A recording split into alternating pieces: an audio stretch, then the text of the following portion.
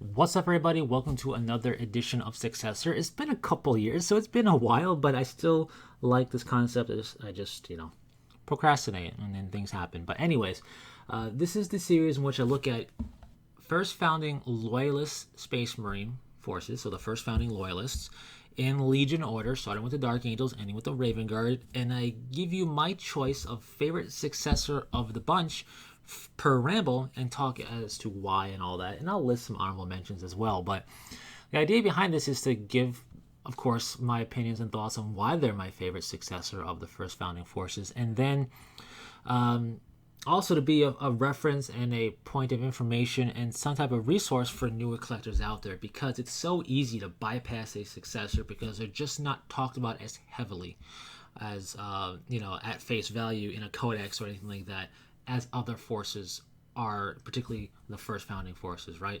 The Dark Angels and Blood Angels codices, for example, and Space Wolves focus on those chapters. And while there are successors to them, they don't get anywhere near the amount of screen time as the main title-named force. In the Space Marine Codex, the first founding forces and a couple, literally, of successors get the most screen time, with the rest being very small little blurbs. The Blood Angels Codex does have the nice value of having a successor chapter master as a special character, but that's really about it. So most successors are just little blurbs, little pictures, if they even have a color scheme. Some don't have any color scheme at lore, they're just a name as an official GW Space Marine chapter. Others have more.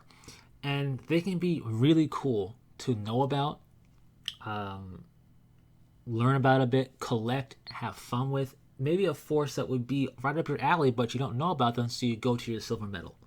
And that doesn't always work out that well. So the idea is just to make it a resource to help people out there potentially learn about a force that exists, or maybe just dig into successors and look at the list and take a second glance at it and go, hey, wait, these guys, let me look into that. If not the one I'm talking about, maybe at least you'll look at the first founding forces successors a bit more if you're trying to get into Space Marines before just picking the easiest one you can get into that you feel okay with. So with that said, we already talked Dark Angels. That was the one that was done a couple years ago, which means in line of Legions, first founding forces that are loyal, we are up to the White Scars now. They're the next one in line to talk about. The White Scars are a cool force. They're very Mongolian army, Genghis Khan inspired, not just in name structure, not just in visuals of the Space Marines themselves, such as facial hair and whatnot, not just the war gear that they may wield, but also in their composition and their tactics, very much inspired by the ancient Mongolian army.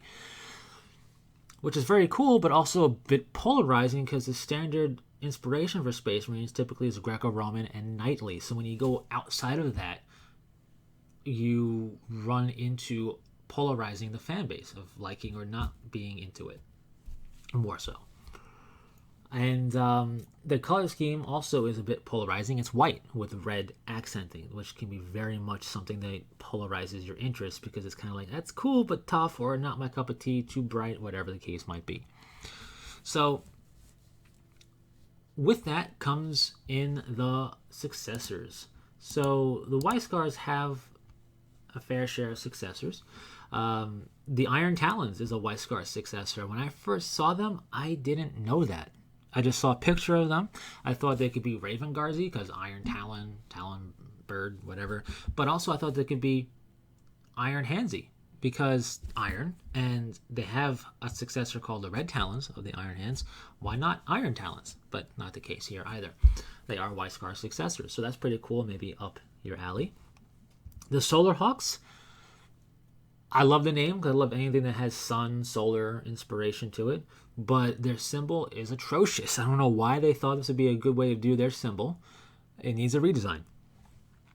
So there's that. And then Dark Hunters are a real honorable mention because they have novel support and short story support, which isn't typical of a lot of successors. And it's not just, oh, they're in it, it's about them, right? Because you have other successors that might be a part of a big battle story scene, like on Armageddon or something, but to directly follow that chapter is actually pretty cool and is not something that happens all that often.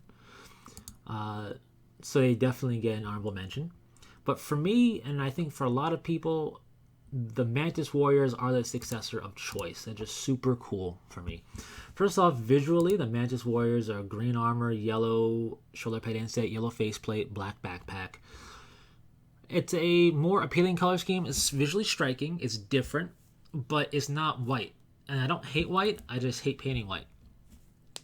And if I was going to do white, it'd be a different type of white than what the White Scars showcase. Sounds weird, but white can have different feels depending on how you shade it and whatever.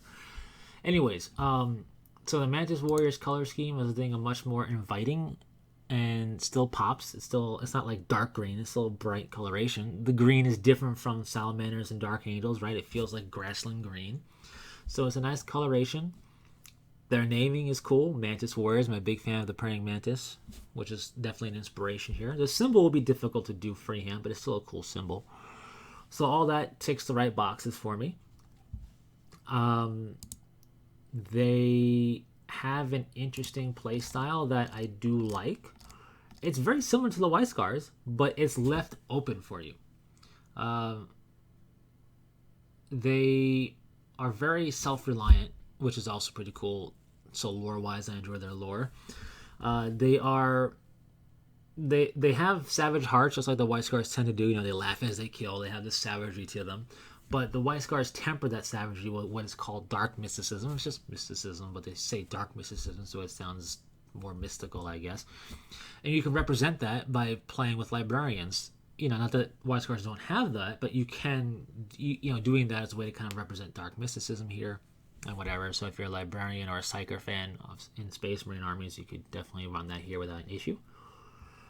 But all this means that this chapter is a guerrilla warfare hit and run specialist. They're masters of hit and run, masters of guerrilla warfare, different than the Raven Guard, for example, which is also very guerrilla warfare-y.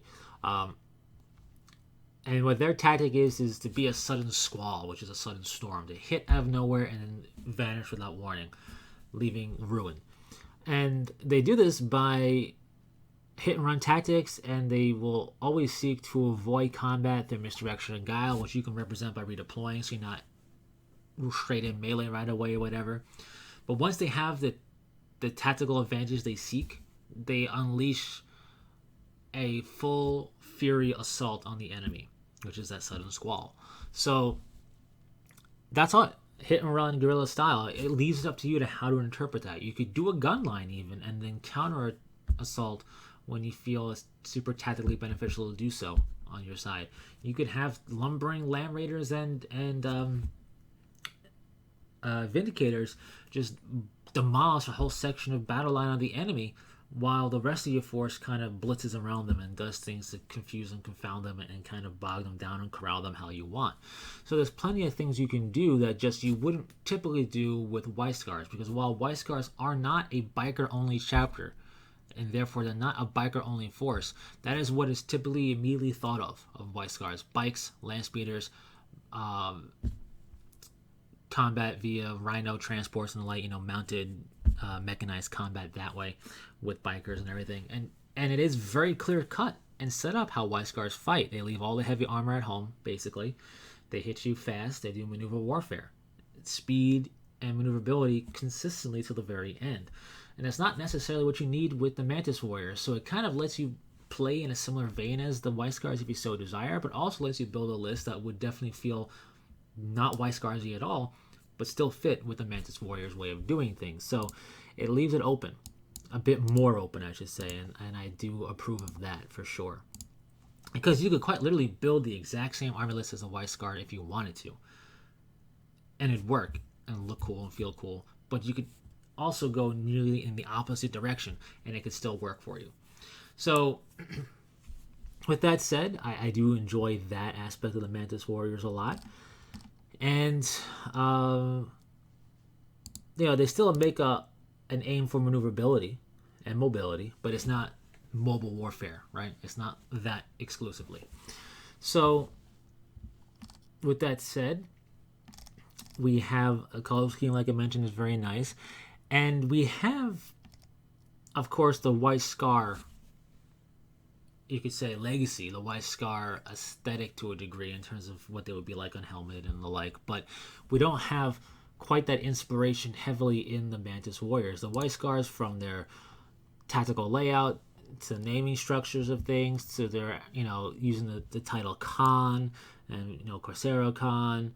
You have Jubal Khan, Shang, Shaban. I'm butchering some names, I'm sure. So you have that. You have the Kashik, which is like a, what's what I'm looking for, like a bodyguard unit and stuff like that. So you have a lot of very direct, specific inspiration, Mongolian style, which is cool. But again, not my personal cup of tea necessarily. With the Mantis Warriors, it's open enough where you could not really worry about that. It doesn't directly call upon that as an inspiration.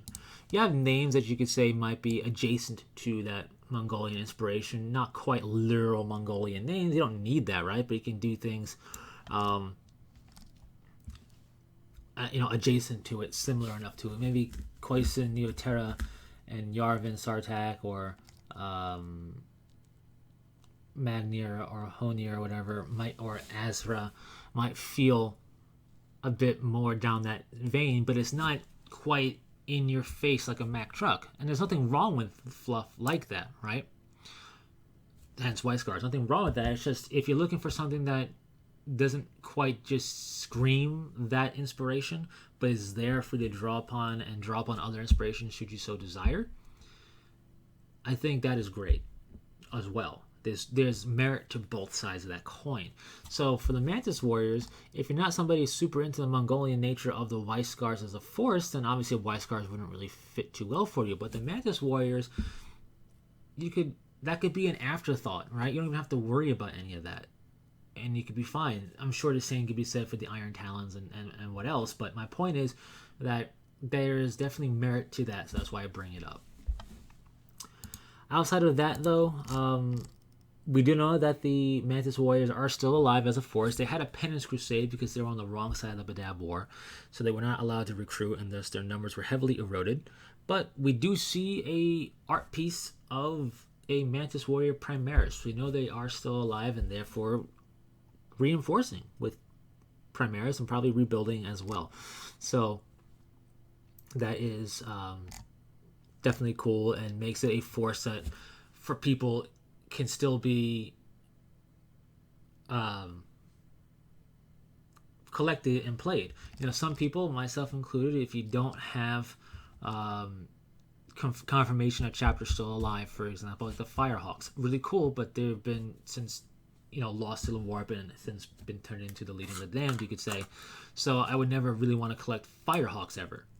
Not that I'm in a position to do so, but my point is, if a chapter is confirmed destroyed or something like that, there are people like me who just don't want to collect it. So the fact that the Mantis Warriors are not confirmed destroyed, in fact they're confirmed alive, is definitely going to help you on that collecting side if that's something that is important to you.